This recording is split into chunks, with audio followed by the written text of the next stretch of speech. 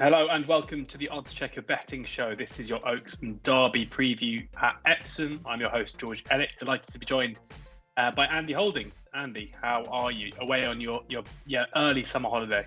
Yeah, it's just come to Anglesey every now and again. We've got a place luckily down here, and it's a nice little haven for sort of beach walking and dog walking and stuff like that. So it's just nice to get away and relax and chew the fat sometimes. And yeah, we're going to do a preview from a different location, but hopefully it's not going to change the results. And we were meant to record this about 45 minutes ago, but you were in the pub. Well, I was having a bit of lunch really. It's the bar in the close by where we are. So yeah. What was on the menu? Just a tuna and cheese panini, something very Lovely. Very light and very quick. So yeah, I was mindful that I've got to come and do this.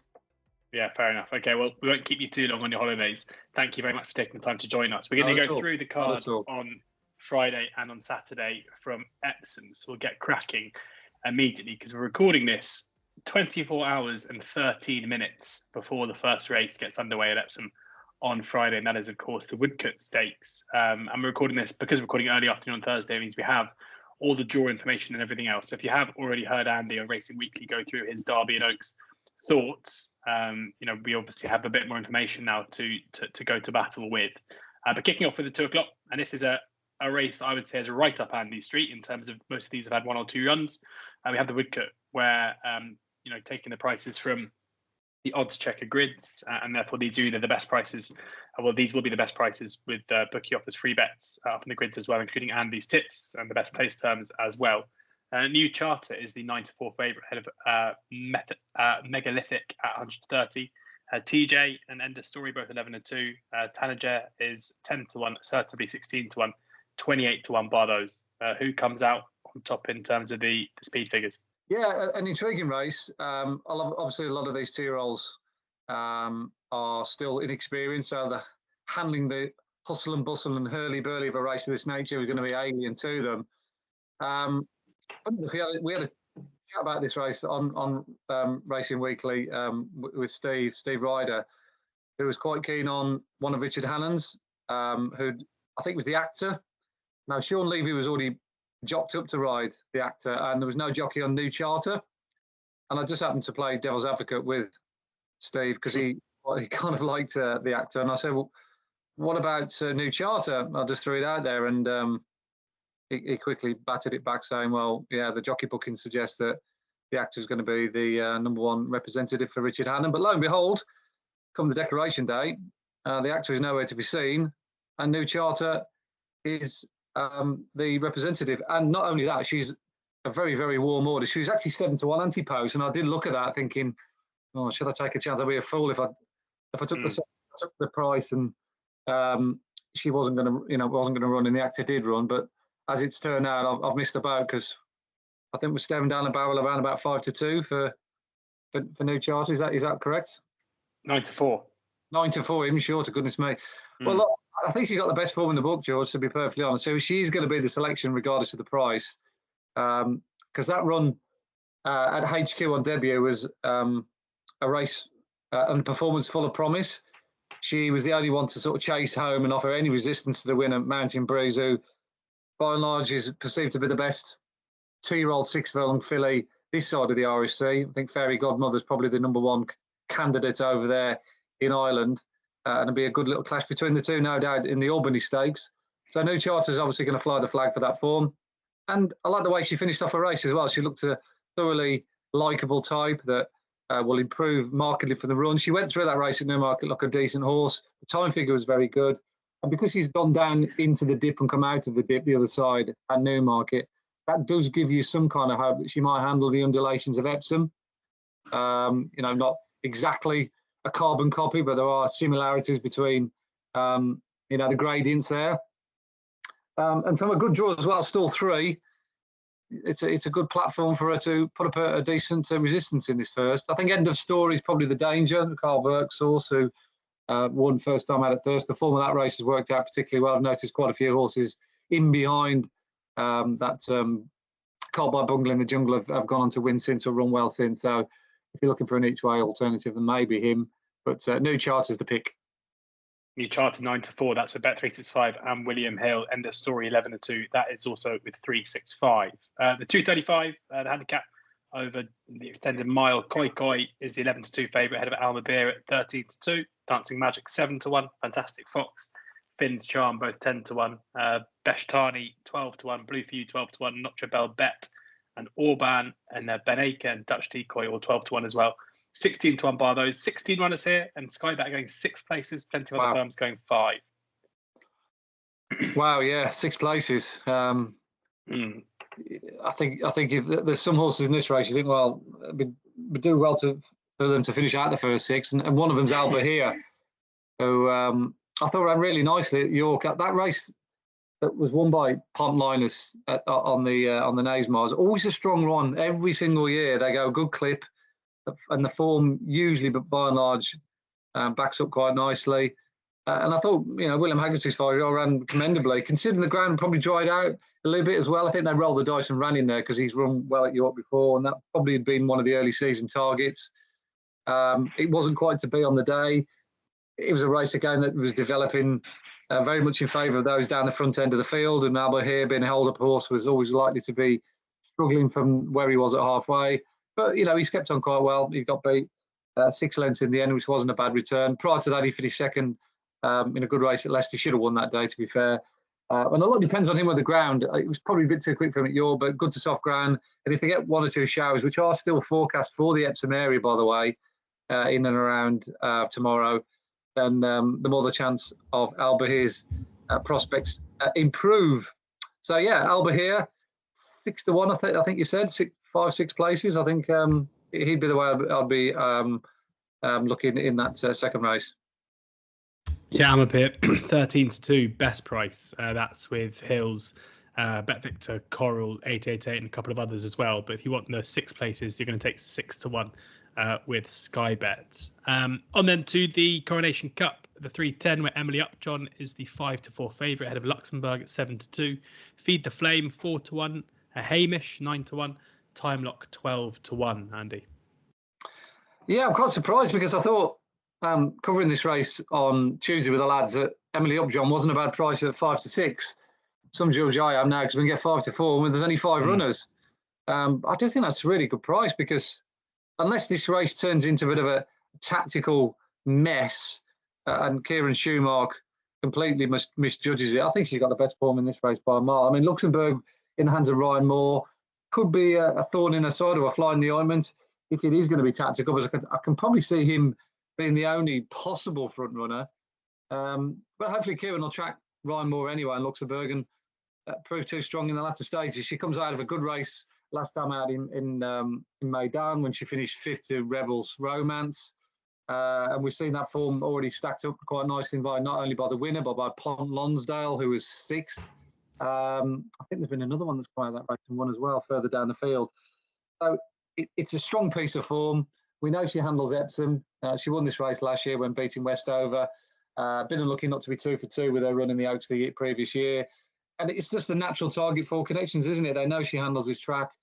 And she comes here still in fine fettle by the looks of that run in Maidan. So, yeah, the only possible threat would be a pedestrian gallop that suited the 1.25 mile horse, Luxembourg. But other than that, I think Emily Upjohn has got strong credentials here. Yeah, Spirit Dancer, I think it might be, who won a Group 2 out in Riyadh. That's the one. Good spot. Yeah, I knew there was another one. I should have done my research like you did. Yeah, Emily Upjohn 5-4 drifting. That is with William Hill, Spreadex, and Sporting Index. The selection there for Andy. The 345 is the handicap over a mile and 2 furlongs. City Streak is the 5-1 favourite. Had a Bolster at 11-2. Liberty Lane 6-1. Derry Lad 15-2. I Still Have Faith 8-1. Sweet Reward 12-1. King's Code 12-1. Haunted Dream 12-1. 14-1 by those. Yeah, Sheikh Mohammed Abeid Al-Maktoum has got a really strong hand here by running the first 2 in the market, close to that. And she had Liberty Lane, who won well at Newmarket. Most predominantly Bolster, a horse that really sprung to age last time out at Pontefract. First run for New Connections, having his first run for 283 days. Travelled really nicely in the hands of Père Louis Germain in the front at Ponte. and just get lengthening away, going through the fractions.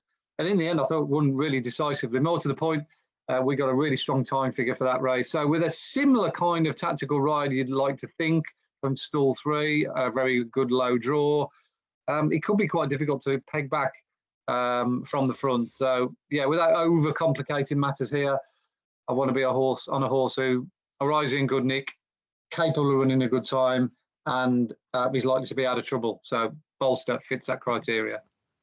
Yeah, Bolster 11-2 best price. That's with Hills, who are 4 places. Sky Bet 5 places, go 9-2 about Bolster there for Andy. On to the big one on the cards on Friday. It is, of course, the Betfred Oaks, where Ilang Ilang is the 9-4 favourite ahead of Azalea at 9-2. Rubies Are Red 13-2. Forest Fairy 15-2. Secret Satire 12-1. You Got To Me 12-1. Treasure 16-1. Dance Sequence 20-1. 33-1. Caught You Looking, and then 3 at 66-1. Seaward Making Your Dreams and Actually War Chimes is available at 100-1 here, Andy. So who is your selection? You now know the draw as well after Monday. Who's your selection to win the Oaks? Well, I went for Liang Liang when I did my original version, or my preliminary version anyway, of what I thought might win the Oaks on Tuesday. Unfortunately, Liang Liang's gone to draw stall 12, which is not ideal. Probably better than being drawn stall 1, because with stall 1 you end up getting pinned down the inside. So at least Ryan Moore's got nothing on his right outside and a clear run of things to perhaps get over and across from stall 12. And there is only 12 runners, so it's not like there's a maximum field and it's going to be every man for himself.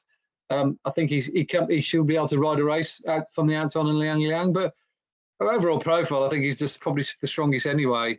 I'll probably stick with her, just because I thought our run in the 1,000 guineas was so eye-catching. We've already seen how strong that renewal is this season with the win, with the 8th Fallen Angel going on to win, of course, the Irish version, and Coronation as well, winning the German version over the weekend, and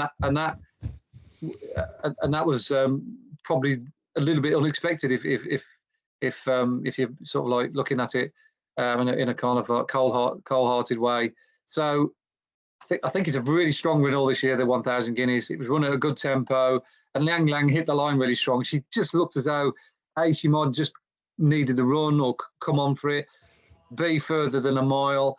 A pedigree certainly suggested that, and a run style suggested that last season. So she's got a touch of class about her proceedings here, and she does stay the extra half a mile, which is anticipated.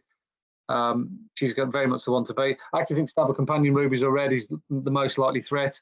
He was a huge eye catcher in the Lingfield Oaks trial, coming from a long way back. Hopefully she's learned plenty from that run, because I think she was very much a work in progress on the day, looking as though the experience would do her good. It's hard to see her not being in the first 4. So if you are of an each way persuasion like I am, then that 5-1 we could be very, very tempting on that front. So I actually think for once, Aidan O'Brien has got a really, really strong hand here. He's had strong hands in all the Guineas and the Classics so far this season. He hasn't managed to strike, but surely it can't be too long before the Master of Ballydoyle does come up trumps, and I think he's got 2 very strong candidates here. So Liang Liang and Rubies Are Red are my idea of the first 2 home in the Oaks this year. Yeah, Lang Lang is a 9-4. That standout best price with William Hill. Rubies Are Red, same firm, 13-2. But if you want the extra places, and that's 3 places, and I'm guessing you probably want to be backing each way. So maybe the 11-2 on offer with 4 places, or even the 5-1 on offer with 5 places with Sky Bet could be more appealing depending on how you want to play it. But Ilang Ilang and Rubies Are Red are the 2 selections for Andy, Aidan O'Brien. If you are watching, surely absolutely delighted. I can't imagine he is. On to the 5-10 now, the penultimate race, the listed race on the card on Thursday, where Zoom Zoom is the 5-2 favourite ahead of Balmacara at 7-2. Pandora's Gift 9-2. Native American 7-1. Evade 15-2. Bellaci 14-1. 16-1. Heritage House 7 runners. Andy. Yeah, shame we've only got the 7 runners, but either way, I do quite like a price here. Not necessarily one of the outsiders, but certainly not down the front end of the market. Finished 8th, this horse did, in that race won by JRB at Newmarket on the Rowley Mile, which has worked out incredibly well. Native American. I think that's a really strong form. Now, he got drawn out on the wing on that occasion in stall number 1, and he raced away from where the main action took place. He got a little bit tired late on over that extended mile 1. I just was left the impression that perhaps that experiment over that trip didn't quite work out for him. But I think dropping back in distance here should really suit. And I think he'll come on for the run as well. His time figure for that race actually stacks up really well in the context of the day's race. And we know how well that form has worked out. The likes of Caviar Heights, JRB slightly fluffed his lines at Chest, admittedly. But there's Ambient Friendly was in that race as well, of course. He went to win the Lingfield Derby trial. So it's a really, really strong piece of form. I'm going to stay loyal to it and suggest that a Native American was better than the finishing position suggested because of the draw and the trip last time. And I think we'll see the more like the Native American we saw last year as a 2-year-old in this race on Friday. So Native American 7-1 best price. That's with Paddy's Betfair Sportsbook, SpreadX. And you'll be delighted to hear that some firms feel sorry for us each way bandits and have gone 3 places. So 365, 3 places, 13-2. Hills 3 places, 11-2. 888 Sport 3 places, 6-1. A few others in there as well. Betfred, BetMGM, LiveScore, Bet UK, all going 3 places. So there are ways to back Native American each way and get the, well, I was going to say the full accompaniment of places, but with 7 runners, you get an extra place in reality. On to the lucky last. We've got the 7 furlong handicap, where Mission to Moon is the 4-1 favourite ahead of Dark 30 at 11-2. Darkness 6-1. Spanish Star 8-1. Ross Colin 10-1, Earls 11-1, 14-1 bar those, and the 12 runners here. Pretty much every firm on the oddschecker grid going 4 places. Who's your selection? Second favourite here, Dark 30. He's just got a really nice, likeable manner about him and really strong form lines. You know, that race at Newmarket won by Noble Destiny was a very strong one of its kind. Run at a sound tempo. He just got caught out like many horses did with his run style, stroke tactics that day when he was held up towards the back of the field. You know, it's been well documented that that meeting back in the early part of May was very much dominated by front runners given the conditions. So anything that ran well from the back of the field has got to be kind of upgraded, which I've been prepared to do with him. And as we saw the other day at Haydock, I think it's a really strong piece of form, George. English Oak, trained by Ed Walker, who was second in that race. He absolutely trotted up at Haydock at the weekend. So it's a quality piece of form. And Dark 30 was running down English Oak in the latter stages. He's got plenty of tactical speed. He's got form over 6 furlongs. Of course, he won first time out at the same venue. But I don't think 7 furlongs is his trip. So he drawn nicely, stall 6 from a team in great form, a very uncomplicated horse. Yeah, I like Dark 30 each way there in the concluding contest.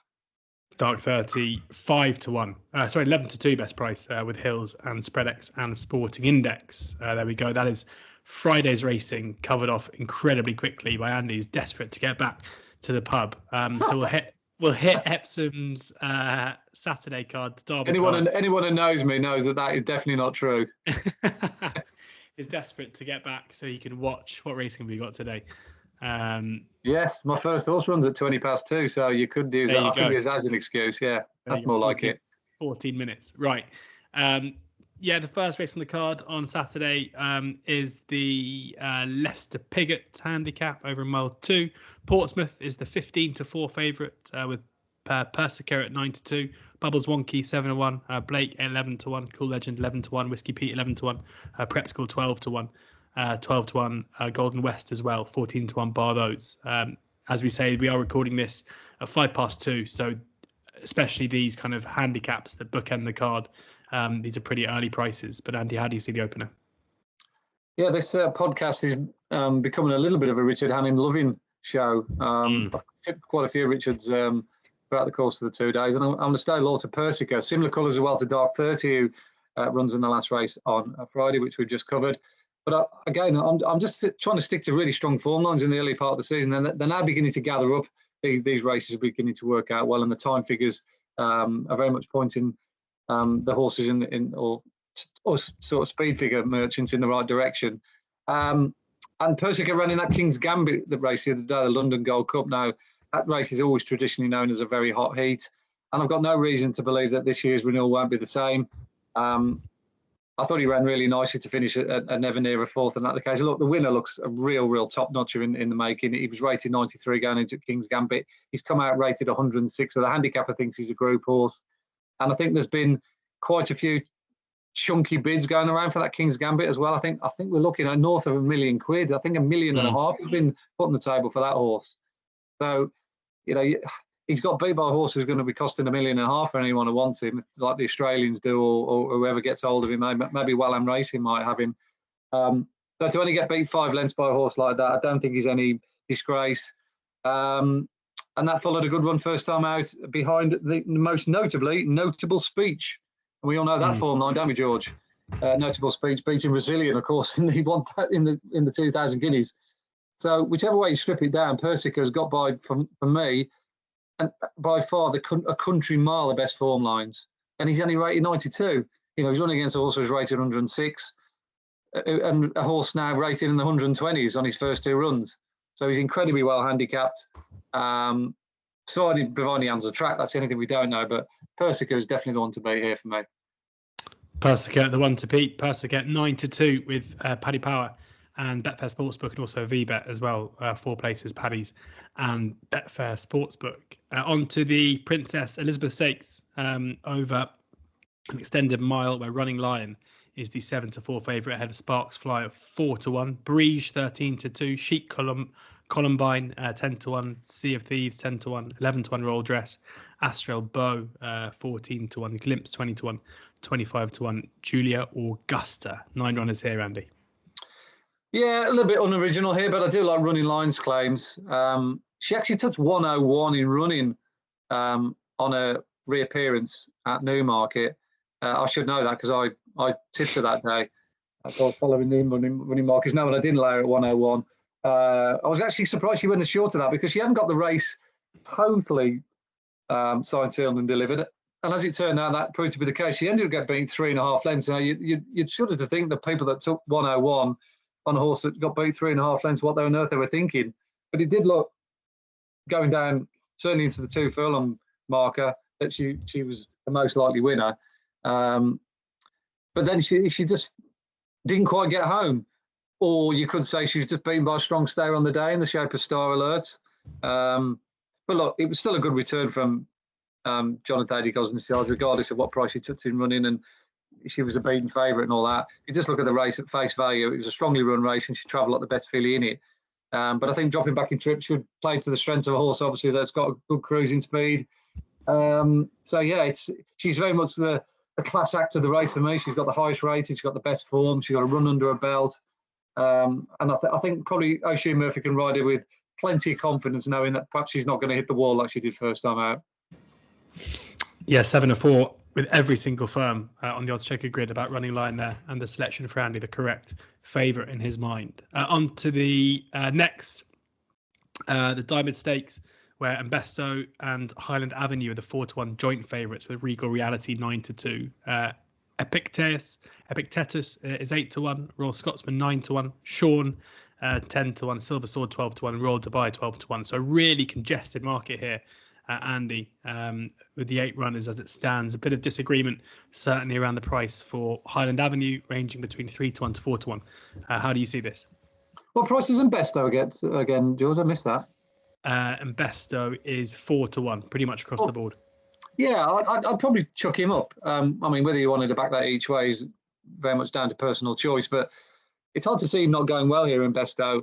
Again, another horse that I quite liked first time up. I took a bit of a punt with him on my column, and even though that didn't work out, I was left thinking that on another day with slightly different tactics, and obviously they've got the headgear on as well, that might just help him next time out. He just raced a little bit too exuberantly, too keenly first time out. Obviously, he's fresh off the back of not a run for 200 odd days, and he got stuck out on the wing as well.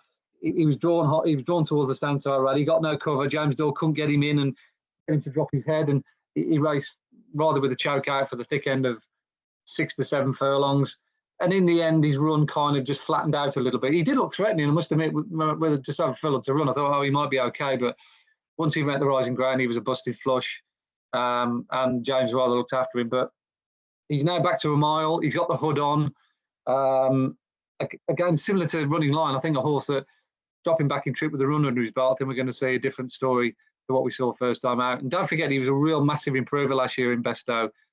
He rose to the ranks and winning a couple of early races at Yarmouth and Doncaster to run second to Nostrum in a quality race at Newmarket. And he dedicated with Mighty Ulysses as well at Salisbury in a decent race.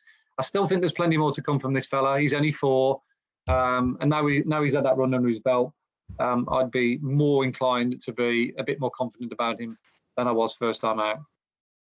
Yeah, and Bestow 4-1, pretty much with every firm, only one firm. 365 going 7-2 there. Over to the Dash now. The 310, where Due for Luck is the 7-1 favourite ahead of Grand Lad at 15-2. Nix 10-1, Mart 12-1, Mashadi 12-1, Blue Storm 12-1, Starlson and Billy Webster also 12-1, McLovin 18-1, as is Vince Lamore, Rogan Forcer. Always a tough one to predict this, Andy. 20 runners as it stands now, and Sky Bet going 7 places. A couple of other firms going 6. What's your view? Well, yeah, a bit of a straight from the horse's mouth selection here for me. Bit of bias as well attached to it. Billy Webster from the George Scott stable runs here. Horse that I've had quite a few lengthy discussions about with George over the last year or so. Where to place him has always been the most difficult topic that we've discussed with him, because he's had a little bit of a meteoric rise. We ran him at Newcastle a couple of runs ago, and I thought he quitted himself really. Sorry, Lingfield, I beg your pardon. He quitted himself really well from a high draw. I think he was drawn 12 that day. Told Callum to kind of like drop him in, ride a race, and he did exactly what we said. But he was just too far back. No fault of Callum's. That was just the way the race panned out. And again, the other day at Chester, things just didn't quite pan out for him. He got a modest sort of draw in stall 9. He was towards the rear, and he was making some really nice headway when kind of like didn't get the clearance to run through. But I think that was a strong race of its kind the other day on the Rudy. The second horse, Al Shabab Storm, ran a blind the other day at Goodwood. I think the winner's a nice horse, Garfield Shadow. He's just full of chock full of informed 3-year-old sprinters. He's dropping back to 5, which is a little bit of a, not saying necessarily unknown, but he is going back rather than going upwards. And you'd never know how they react when they drop back down a furlong. But he has got plenty of pace. And apparently the blinkers have worked really well with him at home, just to sharpen him up a little bit, just to get him into the race a little bit better than he has done the first 2 times. He got a good draw. George will be happy with that. I said if we get a draw close towards the standside rail or, not too far off it, that'll be ideal. So double figure draw is pretty good. So yeah, 12-1 for him. If he gets a nice run through, I don't think he's too far behind some of the ones that are ahead of him in the market. So Billy Webster, nice strong each way pick there.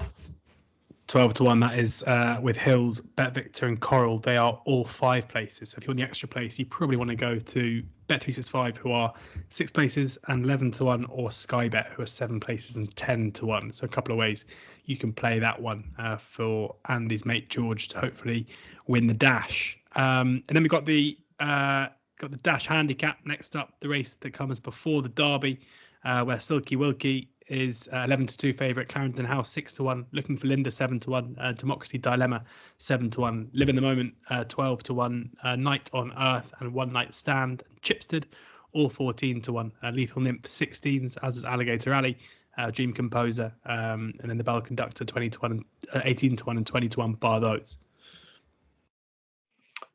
Yeah, I'm quite keen on Democracy Dilemma here. Horse has got brazen early speed. Seen to good effect at Chester early on in the season when he beat Copper Knight, a track that really does suit him. And then he tried to repeat the dose of the day wins at, excuse me.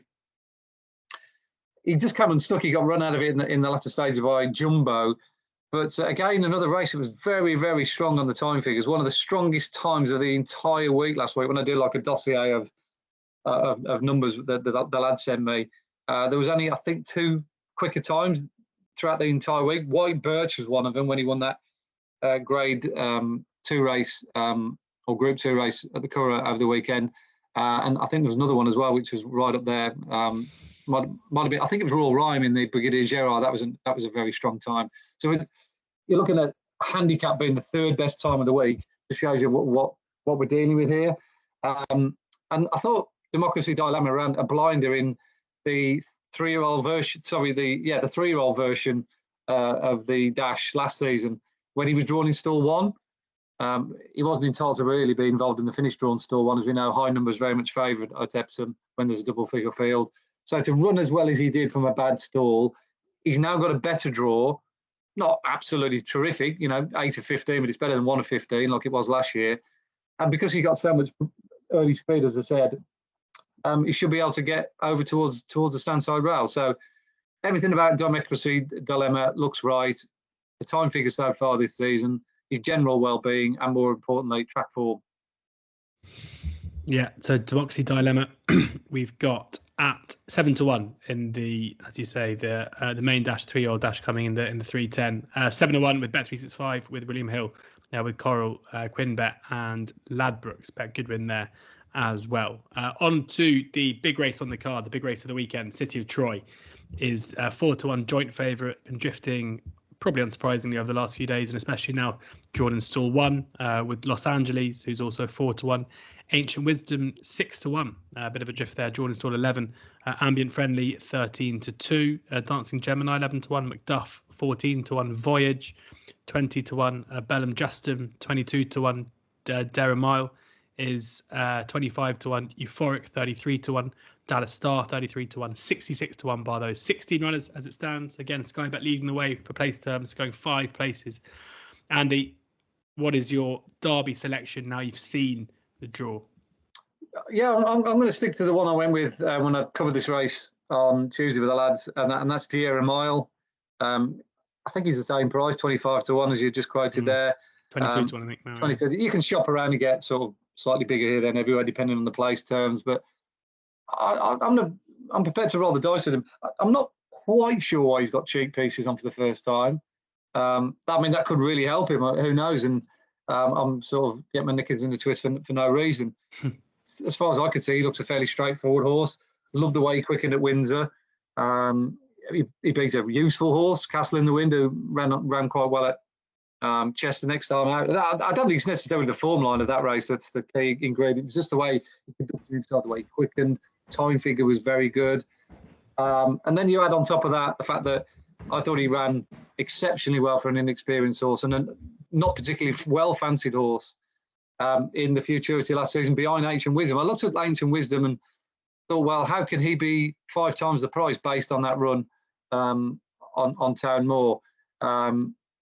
I think he'll handle the ground absolutely fine. It's going to be right up his street. Can't see it being any worse than good to soft in places on Saturday, looking at the forecast, which would be ideal for a horse that travels and quickens. He's got an okay draw. It's going to be higher than lower. Look, it's just a price thing with me. I thought I wanted to take on City of Troy on Tuesday when I did the first preview. I said 9-4 was a silly price, and he's going to end up probably going off a much more realistic price in comparison to how he ran in the Guineas. I've got a huge amount of time for Los Angeles. I think he's a proper nice horse in the making. He should stay. His only problem, similar to Dara Mile, and I don't want to contradict myself, but I think they're both by Camelot, which, given Camelot's overall record in the Derby is not particularly good, does kind of like temper my enthusiasm a little bit. It's going to be enough to put me off backing Los Angeles at a short price.